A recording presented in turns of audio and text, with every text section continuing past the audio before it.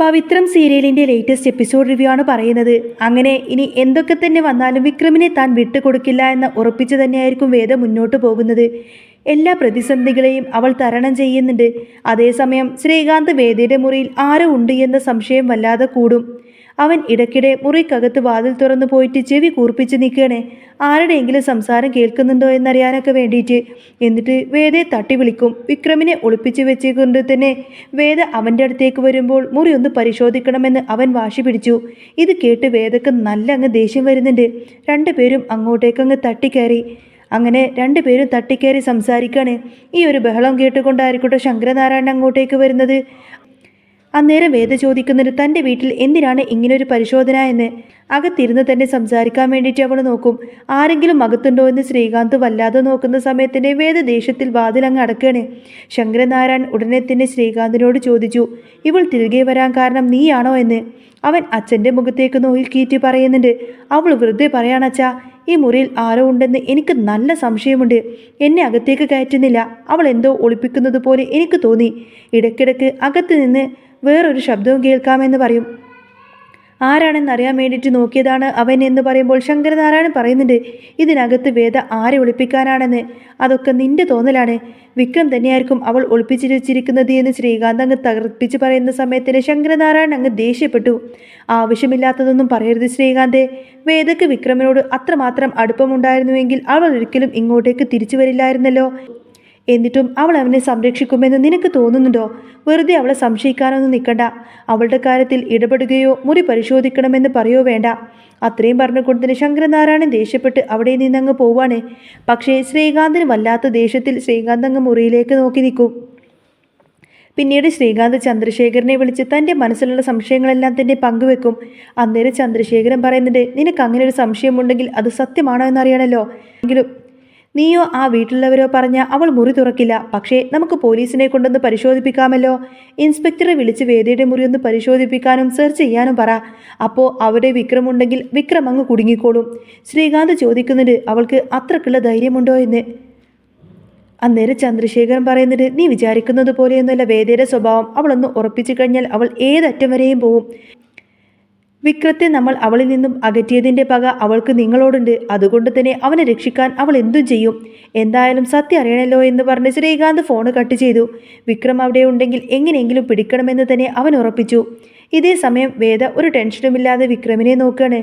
രണ്ടുപേരും ചിരിച്ചും കളിച്ചും ആ മുറിയിൽ ഭയങ്കര സന്തോഷത്തിലായിരിക്കും. വിക്രമിൻ്റെ മുറിവൊക്കെ അവൾ ഭേദമാക്കി. ഭക്ഷണം വാരിക്കൊടുത്തു. തലയിലൊക്കെ എണ്ണ തേച്ച് കൊടുക്കുന്നു. കുളിക്കാൻ ഡ്രസ്സൊക്കെ എടുത്തു കൊടുത്തു. വിക്രം അങ്ങനെ കുളിച്ചു വന്നപ്പോൾ ഒരു കൊച്ചു കുഞ്ഞിനെ പോലെ തന്നെ അവൾ അവൻ്റെ തലയൊക്കെ തോർത്തി കൊടുക്കുകയാണ്. വിക്രം കണ്ണെടുക്കാതെ അവളെ തന്നെ ഇങ്ങനെ നോക്കിച്ചിരിക്കുന്ന സമയത്തിനെ വേദ ചോദിച്ചു, എന്തിനാ ഇങ്ങനെ നോക്കിച്ചിരിക്കുന്നത് എന്ന്. നിങ്ങളുടെ വീട്ടിലായിരുന്നപ്പോൾ ഒരു ഷർട്ട് പോലും നനക്കാൻ നിങ്ങൾ എന്നെ സമ്മതിക്കില്ലായിരുന്നു. ഇപ്പം കണ്ടോ, നിങ്ങളുടെ എല്ലാ കാര്യവും ഒരു ഭാര്യയുടെ കടമ പോലെ തന്നെ ഞാൻ നോക്കുന്നില്ലേ. വിക്രം വേദയെ നോക്കിയിട്ടൊന്ന് ചിരിച്ചുകൊണ്ട് പറഞ്ഞു, ഇങ്ങനെയൊക്കെ സംഭവിക്കുമെന്ന് ഞാൻ വിചാരിച്ചതേയില്ല വേദ. നിന്റെ വീട്ടിൽ ഞാനിങ്ങനെ ഒളിച്ചു താമസിക്കുമെന്നോ നീ എൻ്റെ അടുത്തിരുന്ന് സംസാരിക്കുമെന്നോ ഞാൻ ഒട്ടും കരുതിയിരുന്നില്ല. എല്ലാം ഒരു സ്വപ്നം പോലെ തോന്നുന്നു. അന്നേരം വേദ പറഞ്ഞത്, എനിക്കും അങ്ങനെ തന്നെയാണ് വിക്രം. പക്ഷേ ഇതിനൊക്കെ കാരണക്കാരായത് ആരാണെന്ന് നമുക്ക് കണ്ടുപിടിക്കണം. നിങ്ങളെ ഈ അവസ്ഥയിലാക്കിയത് ആരാണെന്ന്. അന്നേരം വിക്രം പറയുന്നത്, അതിന് നീ എന്നെ പുറത്തേക്ക് വിടുന്നില്ലല്ലോ. എൻ്റെ ഫോണ് പോലും ഓഫ് ചെയ്ത് വെച്ചിരിക്കല്ലേ. ഒരു 2 ദിവസം കൂടി കഴിയട്ടെ. നിനക്ക് നടക്കാനാവുമ്പോഴേക്കും നമുക്ക് തീരുമാനിക്കാമെന്ന് വേദ അവനെ പറഞ്ഞ് സമാധാനിപ്പിച്ചു. ഇടയ്ക്കിടയ്ക്ക് വർഷയും ദീപ്തിയും മുറിയിലേക്ക് വരാൻ നോക്കുമ്പോൾ വേദ അവരേക്ക് അവിടെ നിന്നും ഓടിച്ചിട്ട് വിടുന്നുണ്ട്. ഇത് കണ്ട് വിക്രമിന് വല്ലാതെ ടെൻഷനാവും. അവൻ വേദയോട് പറയുന്നുണ്ട്, എല്ലാവർക്കും സംശയം തോന്നി തുടങ്ങി വേദ. ഇവിടെ ആരോ, ഈ മുറിയിൽ നിന്റെ കൂടെ ആരോ ഉണ്ടെന്ന് അവർക്ക് മനസ്സിലായിട്ടുണ്ട്. ഞാൻ ഇവിടെ നിന്ന് പോയിക്കോളാമെന്ന് പറയും. പക്ഷേ വേദ സമ്മതിക്കുന്നില്ല. താൻ പറയുന്നത് കേട്ടാൽ മതിയെന്നും അവൾ അങ്ങ് കടുപ്പിച്ചു പറയാണ്. അപ്പോഴാണ് വീണ്ടും മുറിയിൽ ആരോ തട്ടുന്നൊരു ശബ്ദം കേട്ടത്. വേദ വാതിൽ തുറന്നപ്പോൾ അത് ശങ്കരനാരായണനായിരിക്കും. അച്ഛാ, എന്താണ് എന്ന് അവൾ ചോദിച്ചപ്പോൾ, എനിക്കകത്തേക്ക് വരാമോ എന്ന് ശങ്കരനാരായണൻ ചോദിക്കാണ്.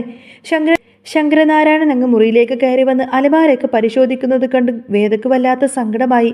അച്ഛനും അവരുടെ വാക്ക് കേട്ട് എന്നെ സംശയിക്കുകയാണല്ലേ എന്ന് അവൾ സങ്കടത്തോടെ ചോദിച്ചു.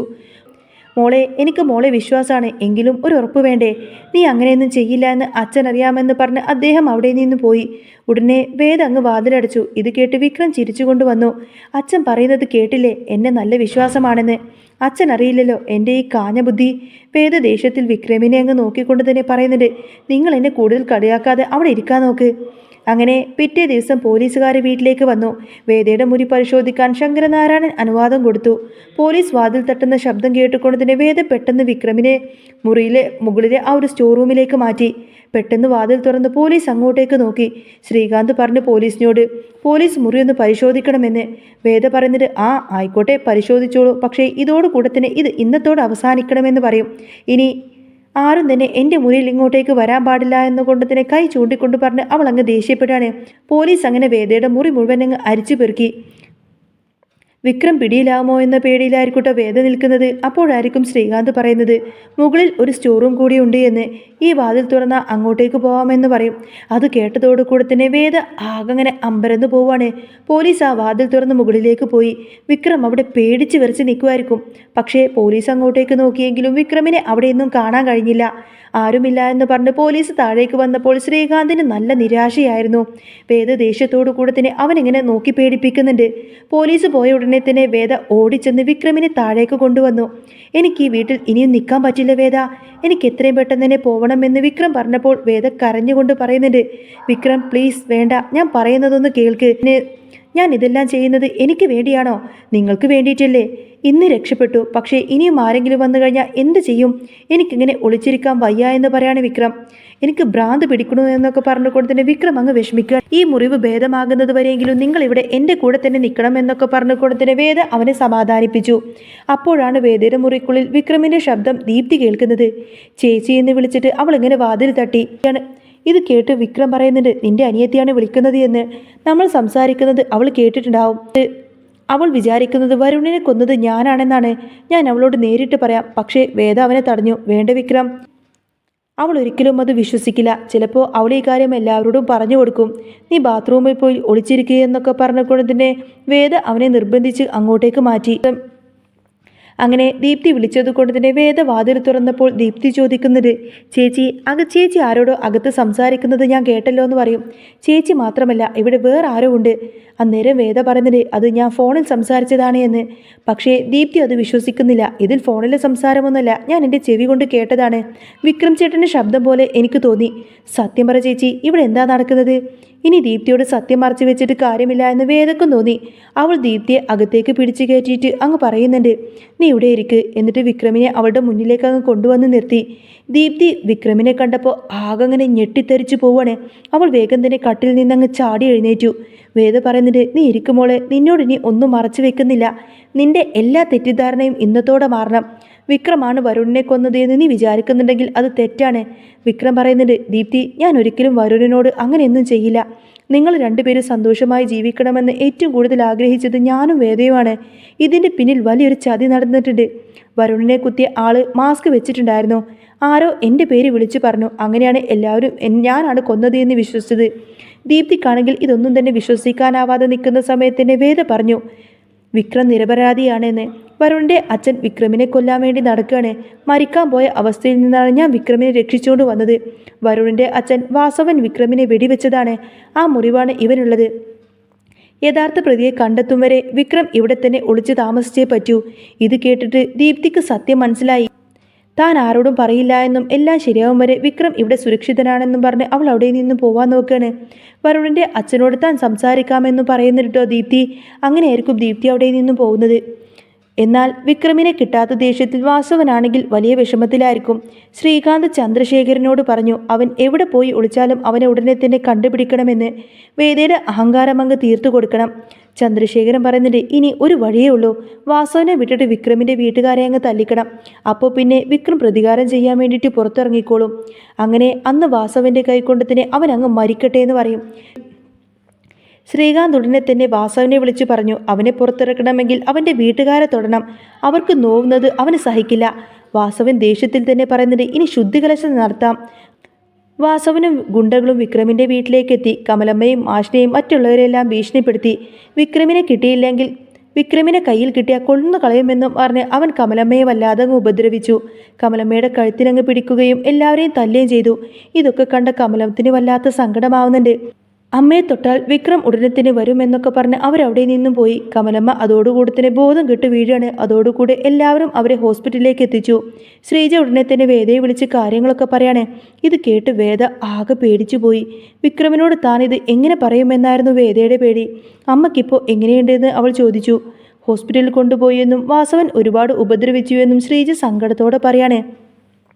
വിക്രത്തെ കണ്ടാൽ മാത്രമേ കമലമ്മയ്ക്ക് ഇനി ആ ഒരു പേടി മാറൂ എന്ന് ശ്രീജ പറഞ്ഞപ്പോൾ വേദ പറയുന്നുണ്ട്, ഞാൻ അങ്ങോട്ടേക്ക് വരാമെന്ന്. ഫോൺ വെച്ചതിന് ശേഷം വിക്രമിനോട് ഈ ഒരു കാര്യമെല്ലാം തന്നെ തുറന്നു പറയാൻ വേദ തീരുമാനിച്ചു.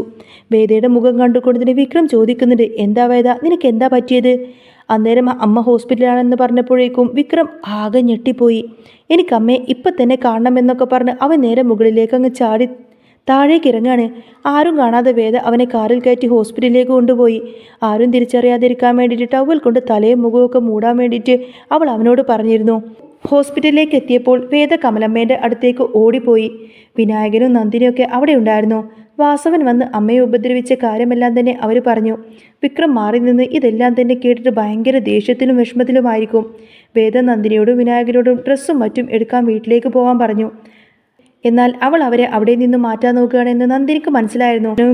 ശ്രീജയും വിഷ്ണുവും ക്യാൻറ്റീനിലേക്ക് പോയ ആ ഒരു സമയം നോക്കിക്കൊണ്ട് തന്നെ വേദ വിക്രമിനെ കമലമ്മയുടെ അടുത്തേക്ക് വിളിപ്പിച്ചു.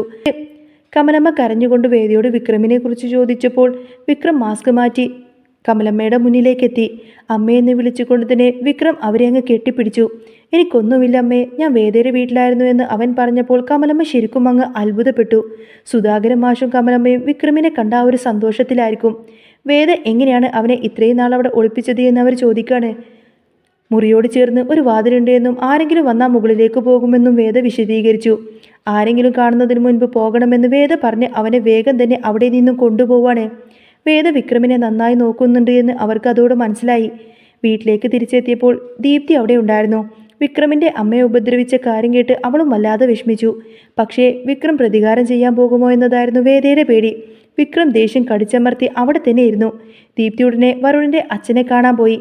വരുണിനെ കുത്തിയത് വിക്രം ചേട്ടനല്ല എന്ന് അവൾ വാസവനോട് പറയുന്നുണ്ട്. പക്ഷേ അദ്ദേഹം അത് വിശ്വസിച്ചില്ല. സാക്ഷികളുണ്ട് എന്ന് അദ്ദേഹം വാശി പിടിക്കുമ്പോൾ ദീപ്തി ഓരോ കാര്യങ്ങളങ്ങ് പറഞ്ഞ് മനസ്സിലാക്കി കൊടുക്കാൻ ശ്രമിച്ചു. ആരെങ്കിലും വിക്രം ചേട്ടനെ ചതിക്കാൻ വേണ്ടിയിട്ട് ചെയ്തതായിരിക്കാമെന്ന് ദീപ്തി പറയുന്നുണ്ട്. പക്ഷേ വാസവൻ അതൊന്നും തന്നെ കേൾക്കാൻ തയ്യാറാവുന്നില്ല. വിക്രമിനെ എന്തെങ്കിലും ചെയ്തതിന് ശേഷം അവൻ നിരപരാധിയാണെന്ന് അറിഞ്ഞു കഴിഞ്ഞാൽ നിങ്ങൾക്കത് വലിയ സങ്കടമാവുമെന്ന് പറഞ്ഞുകൊണ്ടതായിരിക്കട്ടോ ദീപ്തി അവിടെ നിന്നും പോരുന്നത്. ഇതേ സമയം വേദ ഉറങ്ങിക്കിടക്കുന്ന സമയത്തന്നെ വിക്രം അവിടെ നിന്നും ആരും കാണാതെ രക്ഷപ്പെടുകയാണ്. വാസവനോടുള്ള പ്രതികാരം തീർക്കാൻ തന്നെയായിരിക്കും വിക്രമിൻ്റെ തീരുമാനം. വേദ ഉണർന്നു നോക്കുമ്പോൾ വിക്രമിനെ അവിടെയൊന്നും കാണാനില്ല. അതോടുകൂടെ തന്നെ വേദ ആകെ പേടിച്ചു വിറച്ചുകൊണ്ട് തന്നെ ഇഷിതയെ വിളിച്ച് കാര്യം പറയും. വിക്രം പ്രതികാരം ചെയ്യാൻ വേണ്ടിയിട്ട് പോയിട്ടുണ്ടാവും, എനിക്ക് പേടിയാവുന്നു എന്ന് അവൾ കരഞ്ഞുകൊണ്ട് പറയാണ്. ശങ്കരനാരായണൻ ആ സമയത്തന്നെ വേദിയുടെ മുറിയുടെ അങ്ങോട്ടേക്ക് വന്ന് ചോദിച്ചു, വിക്രം ഇവിടെ ഉണ്ടായിരുന്നോ എന്ന്. നീ എത്രയൊക്കെ സംരക്ഷിച്ചാലും വാസവിൻ്റെ കയ്യിൽ നിന്നും അവൻ ഒരിക്കലും രക്ഷപ്പെടാൻ പോകുന്നില്ല എന്ന് പറയട്ടെ അദ്ദേഹം. തൻ്റെ മുന്നിൽ എല്ലാ വഴികളും അടയുന്നത് കണ്ടുകൊണ്ട് തന്നെ വേദ ആകെ തളർന്നുപോയി. വിക്രം ഇപ്പോൾ നേരെ പോകുന്നത് വാസവിൻ്റെ അടുത്തേക്കായിരിക്കും. വേദയുടെ ഉള്ളിൽ ആദി പടരുകയാണ്. വിക്രം എങ്ങോട്ടേക്കാണ് പോയതെന്ന് അവൾക്ക് കൃത്യമായിട്ടറിയാം. തൻ്റെ അമ്മയെ തൊട്ടവനെ വെറുതെ വിടാനൊന്നും അവൻ മടിക്കില്ല. രാത്രിയുടെ നിശബ്ദയിൽ കാർ എടുത്തുകൊണ്ട് തന്നെ വിക്രം വാസവന്റെ താവളം ലക്ഷ്യമാക്കി പാഞ്ഞു. അതേസമയം നഗരത്തിൽ വിജനമായൊരിടത്ത് വാസവന്റെ ഗുണ്ടകൾ കാവൽ നിൽക്കുന്ന ഗോഡൌണിന് മുന്നിൽ വിക്രം എത്തിക്കഴിഞ്ഞിരുന്നു. അവന്റെ കണ്ണുകളിൽ പ്രതികാരത്തിന്റെ കനലെരിയുന്നുണ്ടായിരുന്നു. ഒരു വന്യമൃഗത്തെ പോലെ അവൻ ഉള്ളിലേക്ക് ഇരിച്ചു കയറി. തടയാൻ വന്ന ഗുണ്ടകളെ ഒന്നിനു പുറകെ ഒന്നായിട്ട് അവൻ അങ്ങ് അടിച്ചു വീഴ്ത്തി. വിക്രമിന്റെ അടങ്ങാനാവാത്ത ദേഷ്യത്തിനു മുന്നിൽ അവർക്ക് പിടിച്ചു നിൽക്കാനായില്ല. ശബ്ദം കേട്ട് വാസവൻ പുറത്തേക്ക് വരുമ്പോൾ കണ്ടത് തൻ്റെ ആളുകൾ ചോരയിൽ കുളിച്ചു കിടക്കുന്നതാണ്. എടാ നീ വന്നോ, നിന്നെ തന്നെയാണ് ഞാൻ കാത്തിരിക്കുന്നത് എന്ന് പറഞ്ഞ് വാസവൻ തൻ്റെ അരികിൽ നിന്നും ഒരു തോക്ക് പുറത്തേക്കെടുത്തു. വിക്രം ഒട്ടും ഭയന്നില്ല. എൻ്റെ അമ്മയെ നീ തൊട്ടുവല്ലേ, ഇതിനുള്ള മറുപടി തരാതെ ഞാൻ പോവില്ല എന്നൊക്കെ പറഞ്ഞ് അവൻ അങ്ങ് അലറി വിളിച്ചു. വാസവൻ ട്രിഗറിൽ വിരലമർത്താൻ ഒരുങ്ങിയ നിമിഷം തന്നെ ഒരു കാറ് വലിയ ശബ്ദത്തോട് അങ്ങോട്ടേക്ക് വന്നു നിന്നു. അതിൽ നിന്നും വേദയും ദീപ്തിയും ഓടിയിറങ്ങി വന്നു. വാസവൻ സർ, ഒന്ന് നിർത്തൂ, നിങ്ങൾ ചെയ്യുന്നത് വലിയ തെറ്റാണ്, ദീപ്തി നിലവിളിച്ചുകൊണ്ട് പറഞ്ഞു. എന്നാൽ വാസവൻ അതൊന്നും തന്നെ കേൾക്കാൻ തയ്യാറായിരുന്നില്ല. ഇവൻ എൻ്റെ മകനെ കൊന്നു, അതുകൊണ്ട് ഇവനും മരിക്കണമെന്നൊക്കെ പറഞ്ഞുകൊണ്ട് തന്നെ വാസവൻ അങ്ങ് ആക്രോശിക്കുകയാണ്. ആ സമയം വേദ തൻ്റെ ഫോണിലുള്ള ഒരു വീഡിയോ അങ്ങ് പ്ലേ ചെയ്ത് വാസവനെ നേരെ നീട്ടി കാണിച്ചു കൊടുത്തു. ദേ ഇത് നോക്ക് വാസവൻ സാറേ, വരുണിനെ കുത്തിയത് വിക്രമല്ല, അന്ന് ആ രാത്രിയിലെ CCTV ദൃശ്യങ്ങളാണിത് എന്നൊക്കെ പറഞ്ഞു കൊടുത്തിനെ ശ്രീകാന്തും അവൻ്റെ ആളുകളുമാണ് എന്നൊക്കെ പറഞ്ഞ് ആ ഒരു തെളിവങ്ങ് കാണിച്ചു കൊടുത്തു. വീഡിയോ കണ്ട വാസവൻ ആകെ തകർന്നു പോയി. തൻ്റെ മകനെ കൊന്നത് താൻ വിശ്വസിക്കുന്ന ശ്രീകാന്തും കൂട്ടരുമാണ് എന്നറിഞ്ഞപ്പോൾ അദ്ദേഹത്തിൻ്റെ കൈകൾ അങ്ങ് വിറച്ചു. തോക്ക് താഴേക്ക് വീണു. താൻ ഇത്രയും കാലം നിരപരാധിയായ വിക്രമിനെയാണ് വേട്ടയാടിയതെന്ന് അദ്ദേഹം തിരിച്ചറിഞ്ഞു. വാസവൻ മുട്ടുകുത്തിയങ്ങ് കരയാണ്. വിക്രം അദ്ദേഹത്തിൻ്റെ അരികിലേക്ക് ചെന്ന് തോളിലങ്ങ് കൈവച്ചുകൊണ്ട് പറഞ്ഞു, എനിക്ക് നിങ്ങളോട് ദേഷ്യമൊന്നുമില്ല, പക്ഷേ സത്യം എല്ലാവരും അറിയണം. അങ്ങനെ വാസവൻ ആ ഒരു സത്യം തിരിച്ചറിഞ്ഞിരിക്കുന്നു. പിറ്റേന്ന് രാവിലെ നേരം വെളുക്കുമ്പോൾ പോലീസ് ശ്രീകാന്തിനെയും ചന്ദ്രശേഖരനെയും അറസ്റ്റ് ചെയ്തു. പവിത്രം കുടുംബത്തിൽ സമാധാനം അങ്ങനെ തിരിച്ചു വന്നു. കമലമ്മയുടെ അരികിൽ വിക്രം എത്തിയപ്പോൾ ആ അമ്മയുടെ കണ്ണുകളിൽ സന്തോഷം കൊണ്ട് നിറഞ്ഞിരുന്നു. വേദയെ ചേർത്ത് പിടിച്ചുകൊണ്ട് തന്നെ കമലമ്മ പറയുന്നുണ്ട്, മോളെ, എൻ്റെ മകനെ എനിക്ക് തിരിച്ചു തന്നത് നീയാണ്. വിക്രം വേദയുടെ കൈകളിൽ അങ്ങ് അമർത്തി പിടിച്ചു. ആ കണ്ണുകളിൽ പ്രണയവും നന്ദിയും തുളുമ്പും നിൽക്കുന്നുണ്ടായിരുന്നു. അങ്ങനെ എല്ലാ പ്രതിസന്ധികളെയും മറികടന്നുകൊണ്ട് തന്നെ അവരൊന്നാവുന്ന ഒരു അടിപൊളി സൂപ്പർ രംഗങ്ങളൊക്കെയാണ് കേട്ടോ ഇനി വരാൻ പോകുന്നത്. അപ്പോൾ നിങ്ങൾക്ക് ഈ ഒരു ചാനൽ ഇഷ്ടമാവുകയാണെങ്കിൽ സബ്സ്ക്രൈബ് ചെയ്യാനും സപ്പോർട്ട് ചെയ്യാനും മറക്കല്ലേ. നെക്സ്റ്റ് വീഡിയോ ആയിട്ട് ഉടനെ വരാം. ബൈ.